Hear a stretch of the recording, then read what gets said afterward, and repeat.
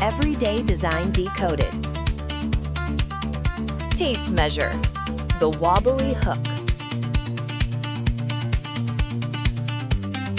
I was hanging some shelves this weekend and I grabbed my tape measure, you know, the standard yellow one everyone has, and I noticed something that drives me crazy.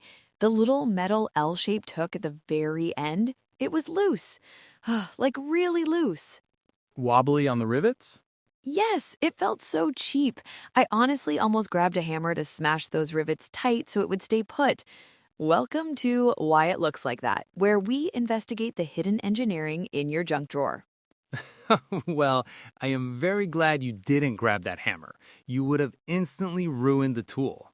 Wait, really? But it rattles. It feels like a manufacturing defect. It's actually the opposite. That rattle is a high-precision feature.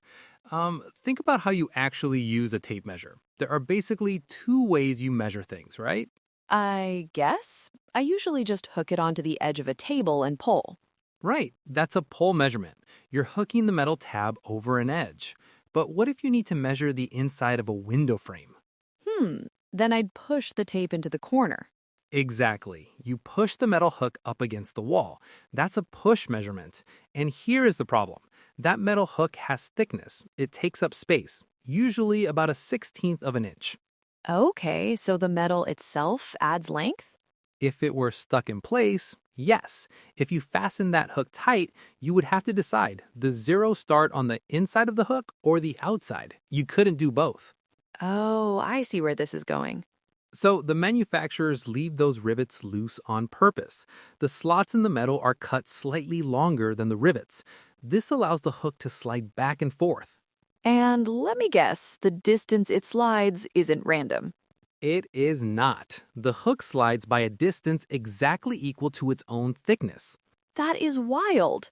When you hook it over a board and pull, the slot slides out. The gap opens up. Your 0 point is now the inside face of the hook, compensating for the metal you're pulling against. And when I push it against a wall, The hook slides in. The rivets hit the back of the slot. The 0 point shifts to the outside face of the hook. It mechanically subtracts its own thickness from the measurement. so it's a floating zero? That is so much smarter than I realized. It is. So if you had taken that hammer and tightened the rivets, I would have messed up every push measurement by a 1/16 of an inch. yep, your shelves would have been just barely too big to fit. Ignite your muse with drops of inspiration. Search Musedrops.